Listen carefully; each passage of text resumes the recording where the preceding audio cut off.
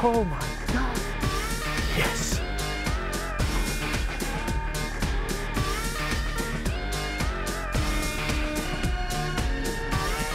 We leave half of our summer plot in.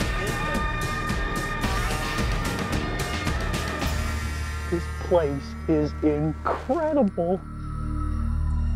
Country Road Adventures is brought to you by Ag First. Find your place at our place. Mathews Archery. Catch us if you can. Muzzy Products. Bad to the bone. Night Rifles. Born to hunt.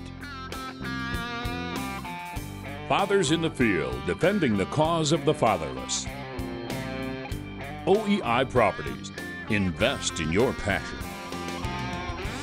And Country Road Outdoors, your rural land and country living connection. This segment of Country Road Adventures is brought to you by Muzzy Products, bad to the bone. Let's head back up into the tree stand with Brad Harris, who is overlooking a 15-acre soybean field on the Kansas side of the coal ground.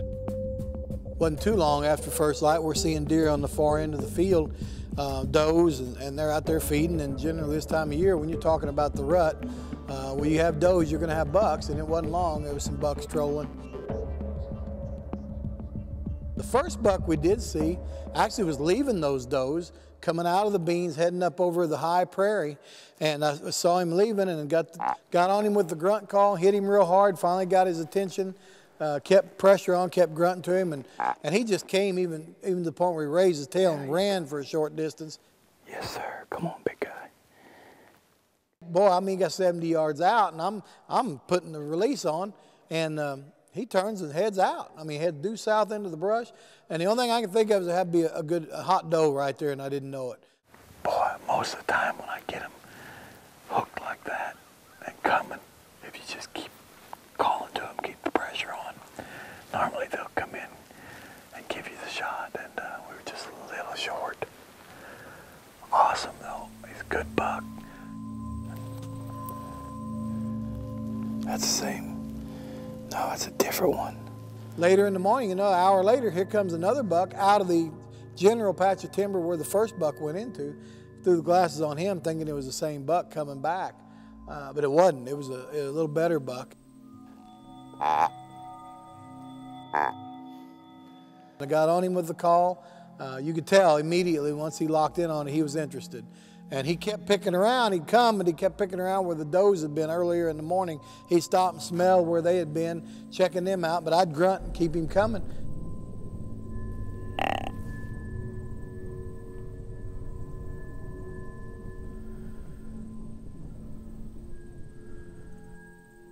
Well, he came up, you know, to the call and gave me the perfect shot. I mean, he would have been broadside 20 yards. Problem is, I tried to draw my bow. I can't draw my bow straight back anymore. I have shoulder problems.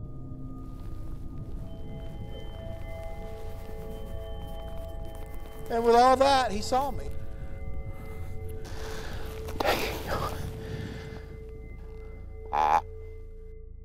When you're in a situation like that, you got to try to make something happen. I immediately went back to the call, tried to calm him down, went back to the grunt, got him to stop and listen again, threw that snort wheeze at him, and that made him mad. Sure enough, he crossed through the wood line and came down the thick side. Got within 10 yards of the shooting lane and turned, is going to leave. Well, I grabbed the call again, hit him again, spun on a dime, walked right out.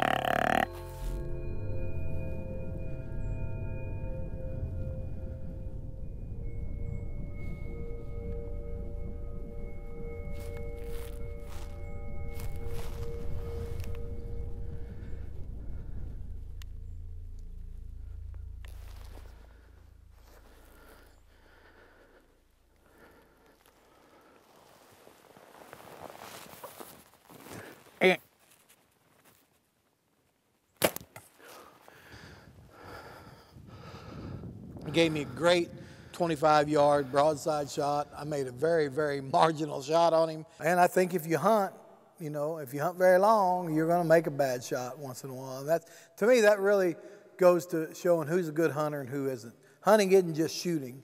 Hunting isn't just scouting. Hunting is being complete, and hunting is also having to work hard and to overcome adversity.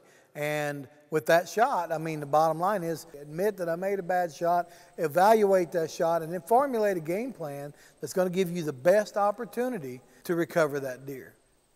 I got 8:30, about thereabouts, 8:30. We made the shot. We're going to give this deer some time. I made a very, very marginal hit. It's a lethal hit, but we're going to give him some time. It looks like Brad has a little work ahead of him.